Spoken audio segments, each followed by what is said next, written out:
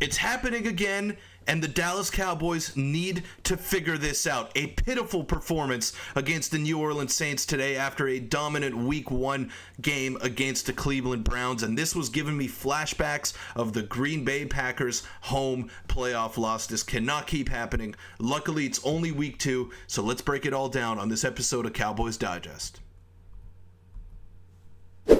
Welcome in, everybody, to Cowboys Digest. I'm your host, Peter Vryonis, and today we're going to be breaking down the horrible, putrid, pitiful loss by the Dallas Cowboys in Week 2. And maybe I was fooled yet again. Fool me once, shame on you. Fool me twice, shame on me. Fool me 24 times in the Dallas Cowboys case, and now I'm just starting to look like a complete and utter fool. But a reminder to all of you before we get into this video to hit the subscribe button. Around 85% of you are not subscribed, so go ahead and do that. It's free, doesn't cost you anything, and it means a ton to me and helps the channel grow and allows me to make daily content for each and every one of you out there watching. So go ahead and hit the subscribe button. Unfortunately, under terrible circumstances today, I got to bring you guys this video after a brutal loss, but I'm going to try my best to be the voice of reason after a blowout loss at AT&T Stadium. Jerry Jones was not happy. The Cowboys coaching staff was not happy, and maybe this loss falls on them or the defense, in which I thought was going to be a dominant group from game 1 to 16 this year. They were anything but dominant. So let's take a look at some of the stats here. So the original tweet here was by Ari Mayrov, who said the first 4 possessions of the New Orleans Saints offense in the first half, touchdown, touchdown, touchdown, touchdown. It got cut off over there. And then they started off with a 5th touchdown in a row. So the Dallas Cowboys defense was nowhere to be found. And I know Dak had a couple of interceptions at inopportune times. The first one was not on him.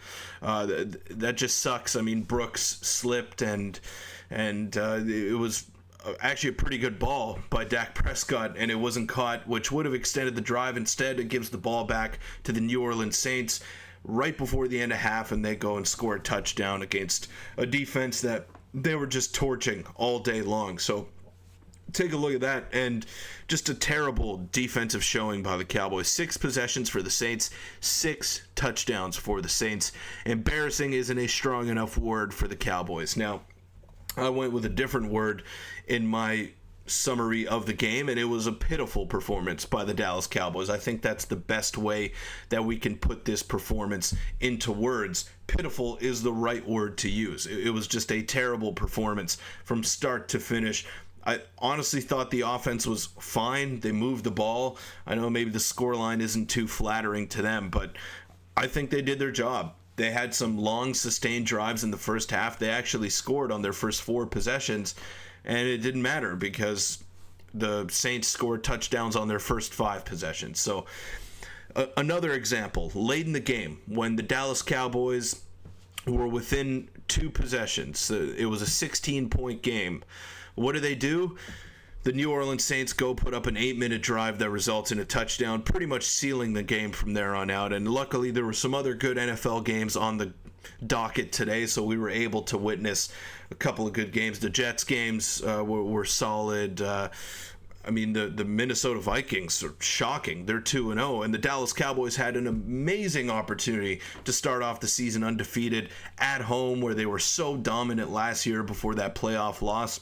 And ultimately, again, just fell flat on their faces. A little bit early this year, though. Playoffs came a little bit early this year for the Dallas Cowboys. And the Dallas Cowboys, who gave up 27 in the first half of last year's home playoff game, have now given up 35 before halftime today at Jerry World, which is actually a record-tying amount of points to be given up in one half by the Dallas Cowboys. 35 tied the record.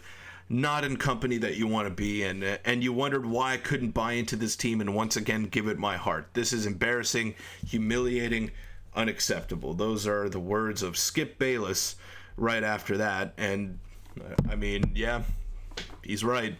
It was unacceptable. It was humiliating. Call it whatever you want to call it. That was a game that you just don't want to revisit if you're the Dallas Cowboys coaching staff. And hopefully they can get this kind of performance out of the way earlier in the season and not have it happen in the playoffs. But if they keep playing this way, if their defense is unable to show up against a semi-talented offense like the New Orleans Saints, then they're in trouble. Every time they come up against a dynamic running back like Alvin Kamara, who had 4 touchdowns today, by the way. 4 touchdowns for Alvin Kamara. Whoever has him in fantasy football, I mean, good for you.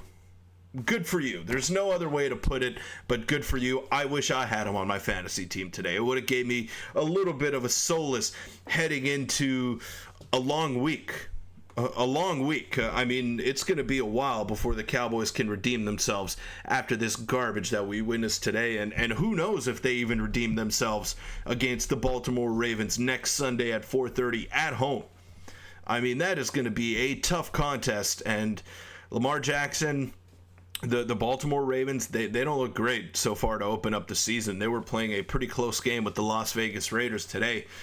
But that's still coming up against an MVP level quarterback. And we're talking about the Cowboys struggling against dynamic running backs.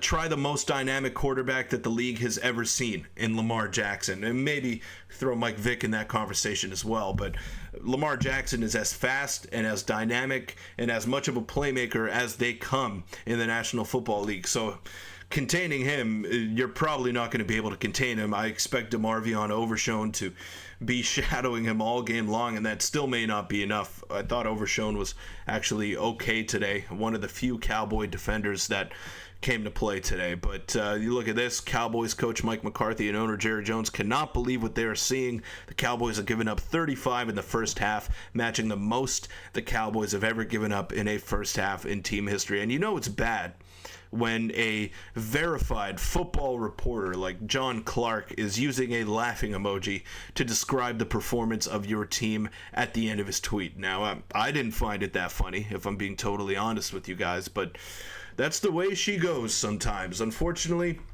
the Cowboys did not come out to play today, and this was a pitiful performance, as I mentioned in the introduction of this video. Hopefully, we can talk tomorrow on better circumstances and sleep this one off. It was not a fun one today. That's just the best way I can put it. It was not a fun performance to witness by the Dallas Cowboys.